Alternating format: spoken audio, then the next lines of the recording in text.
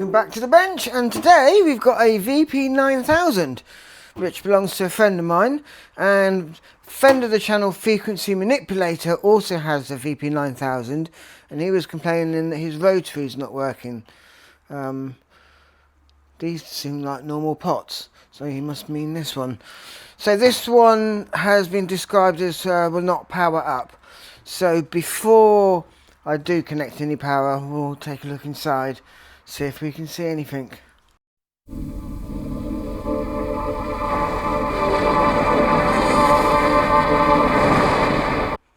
There's the card slot, memory expansion, the output side of things. There's some interesting board connects down there. And we have the power supply. Let's just check the fuse.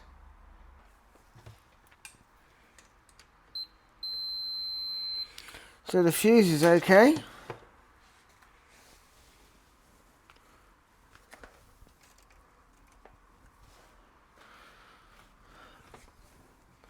Don't really see anything to write home about.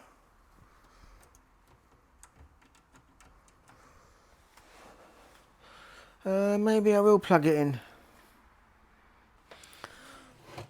Okay, we'll turn on. Nothing. Oh. Oh. I wonder if my microphone can pick that up. Turn it off. See if you can hear that loud pitch. It's a switch mode power supply. So a little squeak there. Not very many components. And quite a few cables that come off the power supply, which is quite surprising. So the capacitor's marked with an X, just measuring a bit dodgy in circuit. This one here is actually really loose, and if you can see, it's not even connected. So I think I'm going to have to just quickly go over this whole board and resolder any bad joints and go from there.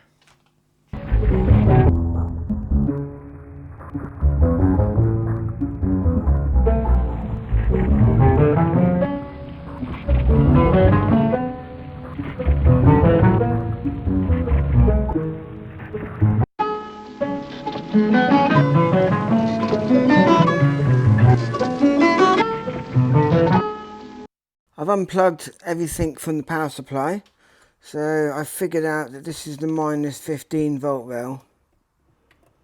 So if we go to measure volts and I turn it on,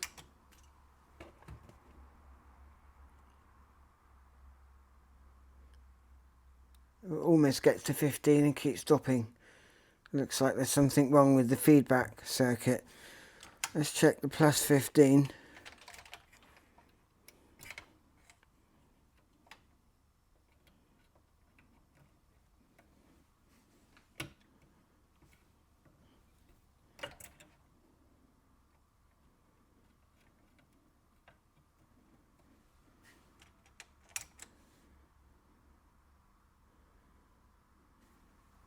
That does the same thing. And we'll just check the 5 volt rail.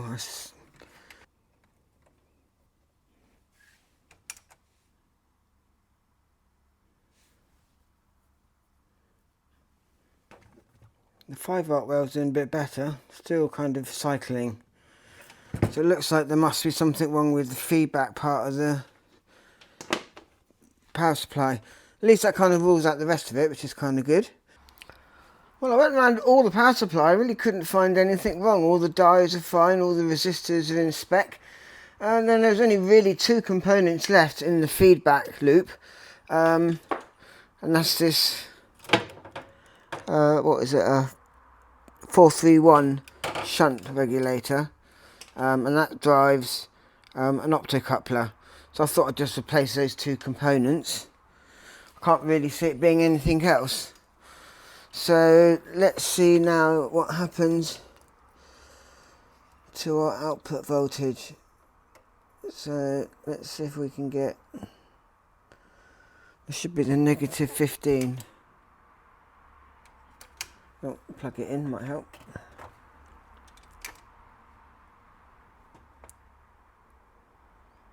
Okay, that's still fluctuating a bit, but it's holding a negative 14. Let's try the plus 15.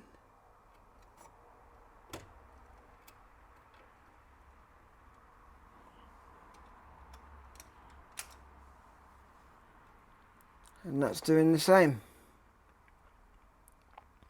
Okay, let's try the 5 volt rail.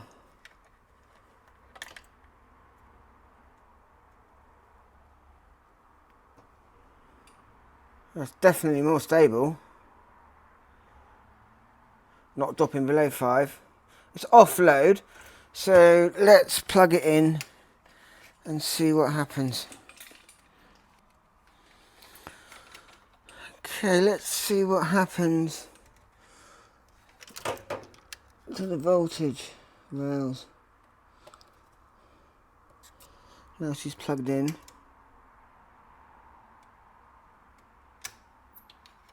So something now is pulling that down. Let's unplug this 5 volts.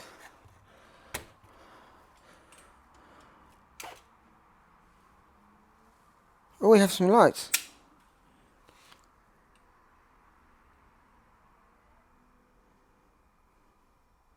Okay, so let's unplug this flash card.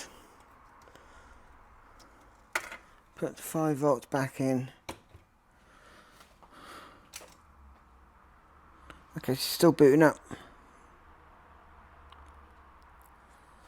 So the flash card stops it from booting. Have we got 5 volts now? I've taken that off. Let's just check that. Right, so the SD card's unplugged. The 5 volts is connected to the rest of the unit. So if we can get our probes on there. Yeah, look, that's a perfect 5 volts now.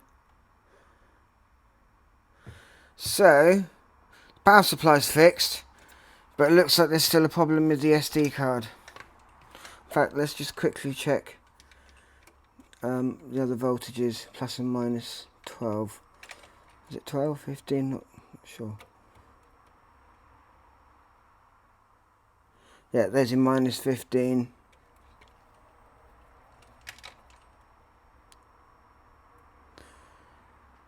And plus, that's plus 14.77. But it's not fluctuating like it was before. That is great news. So, we have to look at this SD card. Just going to do one more test. We're going to leave the flash drive plugged in. I'm going to disconnect it from the SCSI controller board, which is down there. So it still boots up. So it's not like there's any particular shorts happening on this power to the compact flash drive. But when it's connected to the SCSI board, it pulls too much current. I suspect that's what made the components in the feedback loop of the power supply fail. So I'm going to have to whip that board out and see if there's anything we can find. So these connectors, I think, oh, yeah, they just hinge up.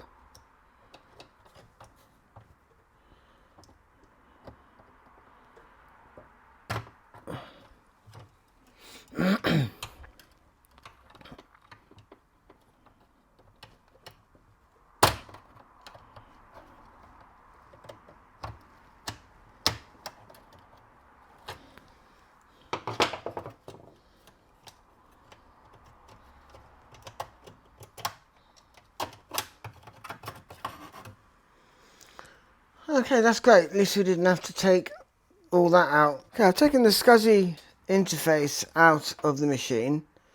It's still connected to the compact flash and powered up. And now when I switch on,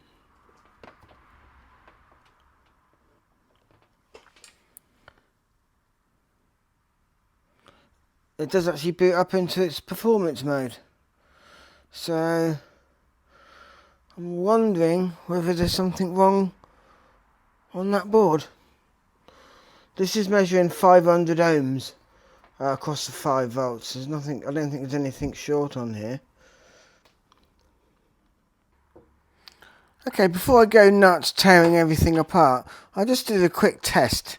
So, if this cable is not plugged into the board, so we're not plugged into this compact flash reader, and we turn on the VP, we wait about 14 seconds.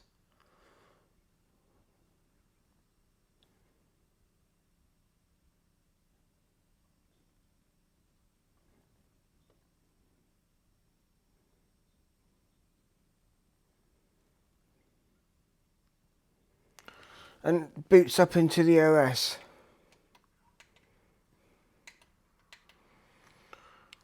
And let's switch that off. And now we're going to take the ribbon cable and plug that in. And it's still not connected to the flash, so it's not actually going anywhere. And now when I switch it on,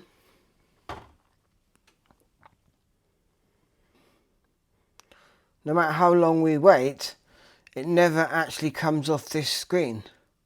So I'm really wondering if it's a cable issue.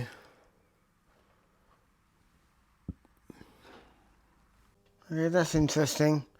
If I just pinch this ribbon cable, I'm just probing 2 contacts. So I think, yeah, there's a problem with this ribbon cable.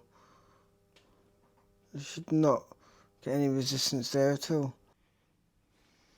Okay, so I cut off the old one to make sure that there is no breakages near the actual connector itself, and I put this brand new connector on, and I even put the notch in. The other one didn't have any notch in, so it could go either way. So this way around, if anyone comes to look at it in the future, they can't get it round the wrong way. Now I'm quite hopeful about this, because anyone who was using SCSI back in the day will know about SCSI hell. And if there's anything slightly wrong with your SCSI chain, you're going to have a bad time. And even if your SCSI chain is perfect, if the winder's in the wrong direction, you're going to have a bad time. This little fault that we found on that cable, I think would have been enough to halt the system. So let's see what happens. So it's booting up. Everything's connected. I have connected the 5 volts. That's looking really good. Oh, and it's straight into performance. So if we go to disk and we want to load something, let's try a performance. Open that folder, hit load.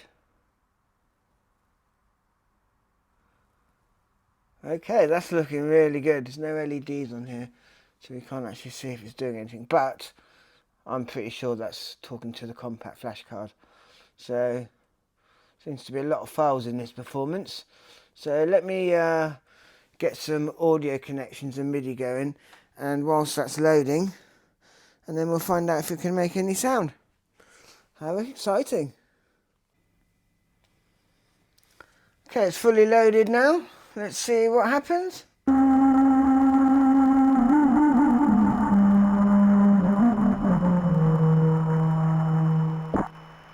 Wow.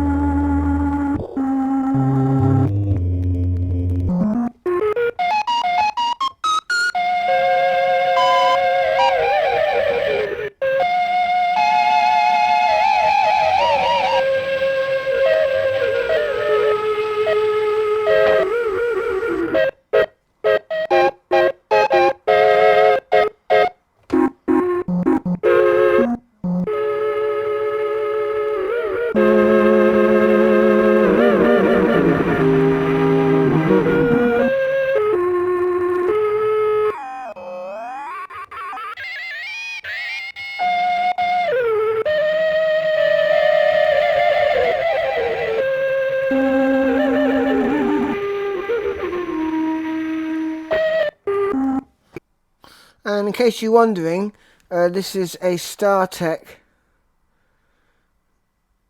You can read the number there.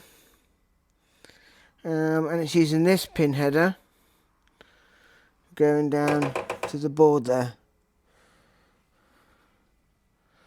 So I hope you enjoyed that. Quite interesting.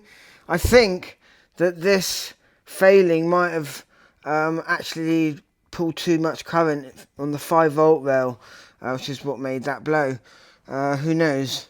But anyway, it's all working now. Hope you enjoyed that. Catch you next time.